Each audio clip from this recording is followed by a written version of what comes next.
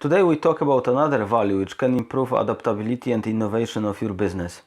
You can do that if you develop a specific approach to change, which can be developed only if your team shares specific values. I choose 10 values and every week I'm talking a bit more about each one. Today is about inclusivity. Stay with me.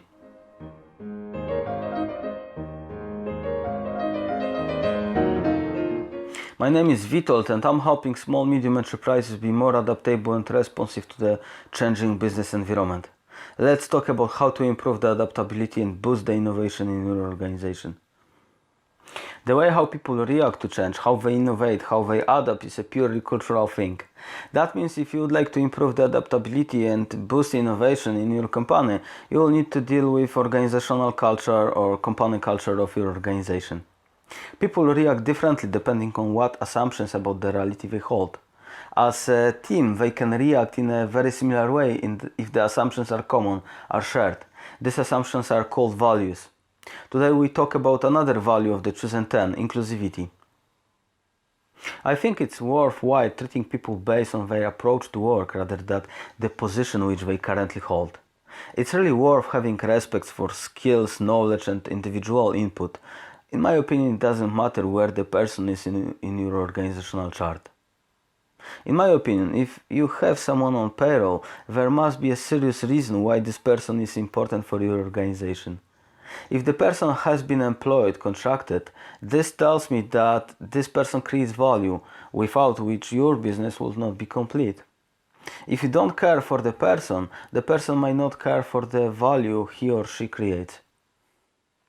This value helped me in the past to create better teamwork. However, today I would like to describe a case study where this value has not been taken into account and this fact has generated serious troubles. Years ago, I worked with a client who spent fairly big budget on advertisement campaigns. Despite their huge efforts in marketing, they had a problem with clients who would make one-off purchase and never come back. I had an opportunity to work as a part of a small consulting team whose task was to diagnose the problem and to advise a solution. After a few days of observing people in a field, I recognized that low-level salesmen and receptionists were not looked after properly. Their work was not taken seriously, was not properly appreciated, their ideas did not count at all, and at the end of the day, they were to blame for every failure. Often completely not fair, to be honest. As a result, they were not really focused on customers' needs. Actually, some of them unknowingly began to treat customers as disturbers, and they preferred focusing on going out of the way of low and middle management. They had very little motivation and possibilities to contribute to the customer experience. As a result, clients had chosen not to come back anymore. We spoke with the senior management. Unfortunately, our observations and advice were ignored. And unfortunately, the company has used up their marketing budget without an assuming return. In longer term, also it has damaged their market position. Inclusivity helps to capture talents and encourage employees to grow within an organization.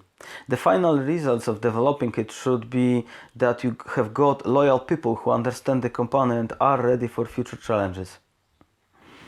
For the next weeks, I will be publishing a weekly article and video about a value which can contribute to strong, more adaptable and innovation-boosting company's culture.